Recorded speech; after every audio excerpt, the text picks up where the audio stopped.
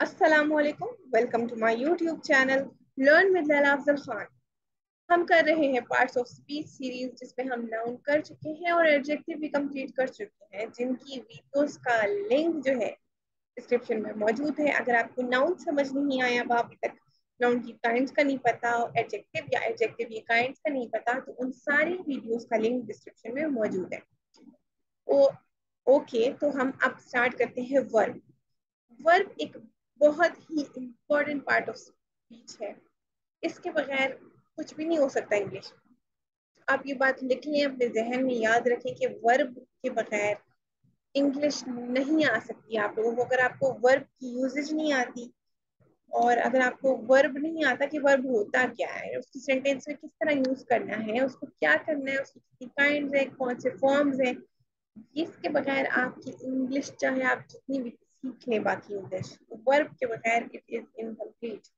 So let's learn it. यहाँ पे मैंने लिखी है डेफिनेशन, तो स्टार्ट करते हैं। डेफिनेशन से पढ़ते हैं the word which show some action. ये है पार्ट 1 इस डेफिनेशन का। और यहाँ पे है और स्टेट ऑफ बीइंग, या ये है इस डेफिनेशन का पार्ट 2। यानी कि आप ये समझ लें, ये डेफिनेशन हम दो हिस्सों में समझेंगे। पहली डेफिनेशन है the word which show some action. कोई भी ऐसा लफ्ज जिससे किसी काम का करना हमें नजर आ जाए, तो वो वर्ड कहलाता है वर्ब। कोई भी ऐसा वर्ड जिसमें कोई एक्शन हो, ठीक है, एक्शन वो नहीं कि कराटे ये वो नहीं, एक्शन वर्ड। फॉर एग्जाम्पल यहाँ पे नीचे लिखे हुए हैं, ये हम पढ़ते हैं, लेकिन पहले आप समझें, डेफिनेशन समझें। उसके बाद है और स्टेट ऑफ बीइंग। यहाँ पे है, सॉरी, यहाँ पे है किसी काम का करना, किसी काम का करना। यहाँ पे है किसी काम का होना। किसी काम के करने या होने को कहते हैं verb. I hope so verb की डेफिनेशन क्लियर होगी। अब हम देखते हैं कि वर्ब और क्या होता है। हमने आपको बताया कि वर्ब के बगैर इंग्लिश लैंग्वेज कोई नहीं है। वर्ब एक इंग्लिश ग्रामर का, इंग्लिश का बहुत मेन चीज है, समझे। It's like a fuel. अभी हम देखते हैं कि सेंटेंस फॉर्मेशन कैसी होती है इंग्लिश में। जब हम सेंटेंस लिखते हैं, सेंटेंस में हम सब्जेक्ट लिखते हैं, वर्ब लिखते हैं, ऑब्जेक्ट हो, ये तीन एलिमेंट्स होते हैं सेंटेंस को बनाने के लिए। कभी कभी अगर ऑब्जेक्ट ना भी हो सेंटेंस में तो सेंटेंस चल जाता है, लेकिन अगर सेंटेंस में वर्ब ना हो तो सेंटेंस पूरा गलत हो जाएगा, नहीं चलेगा। इसकी वजह क्यों? क्योंकि सेंटेंस इज में वर्ब की पोजीशन बहुत इंपॉर्टेंट होती है। वर्ब ही बताता है कि सेंटेंस में कहाँ क्या क्या है, ठीक। यहाँ पे लिखा हुआ है verb is like a fuel of a sentence. जैसे एक गाड़ी होती है, गाड़ी को चलने के लिए क्या चाहिए? गाड़ी को चलने के लिए फ्यूल चाहिए। हवाई जहाज छोड़ने के लिए फ्यूल चाहिए। इसी तरह बहुत सारी डिफरेंट चीजें हैं जिनको चलने के लिए फ्यूल की जरूरत पड़ती है। सेंटेंस में वर्ब का किरदार सेम इस फ्यूल की तरह है। इस फ्यूल के बगैर सेंटेंस नामुकम्मल है। वो सेंटेंस कहलाएगा मीनिंगलेस सेंटेंस अगर उसमें वर्ब नहीं होगा। फॉर एग्जाम्पल, अगर मैं सिर्फ लिखूं ऑब्जेक्ट, सब्जेक्ट ही, क्या ही, कुछ समझ नहीं आया ही से, मुझे मीनिंगलेस है। उसके बाद अगर मैं सब्जेक्ट और ऑब्जेक्ट लिखूं, ही, ही लाहौर, सॉरी मेरी राइटिंग जरा स्लो है, ही लाहौर, तो ही लाहौर से कुछ समझ आ रही है आप लोगों को? बिल्कुल भी नहीं, क्योंकि ही लाहौर तो कोई सेंस ही नहीं बन रही। लेकिन अगर मैं कहूँ ही वेंट टू लाहौर, तो इस सेंटेंस में वेंट आके सेंटेंस को पूरा मीनिंगलेस कर दिया है। हमें इस सेंटेंस की प्रॉपर समझ आ गई है कि ये सेंटेंस में कहना क्या चाहता है, ये बंदा इंफॉर्मेशन क्या दे रहा है। लेकिन अगर इस सेंटेंस में हम वेंट हटा देते हैं तो क्या होगा? ही टू लाहौर, भाई आप कहना क्या चाह रहे हो, समझ ही नहीं आ रही कुछ। तो ये बात होती है वर्ब की एक सेंटेंस में। हम इसकी वर्क को बहुत डिटेल में करेंगे, इसकी सारी एग्जांपल्स देखेंगे, तो इससे परेशान नहीं होना, आपको बहुत अच्छे से आगे समझ आने वाली है इंशाल्लाह।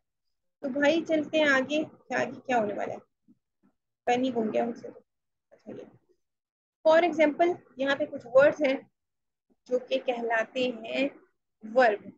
For example read, walk, play, earn, sleep. Sleep सोना, अर्न पैसे कमाना, ठीक कमाना बेसिकली। प्ले खेलना, वॉक चलना, रीड पढ़ना।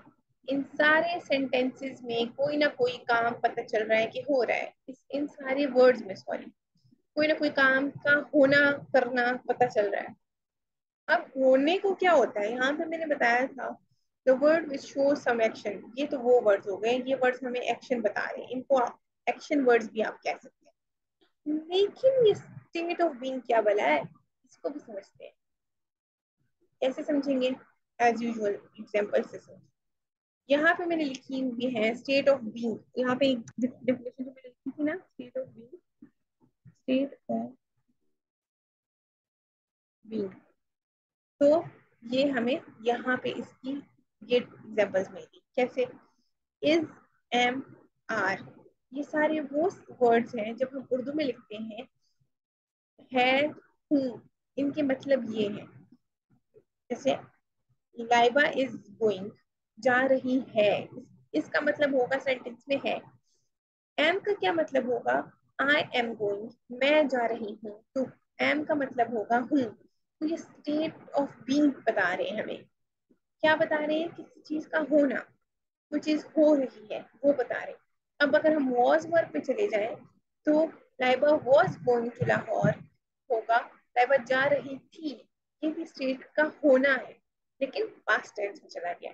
इसी तरह वर, ये प्लूरल हो गया, इसी का प्लूरल हो गया।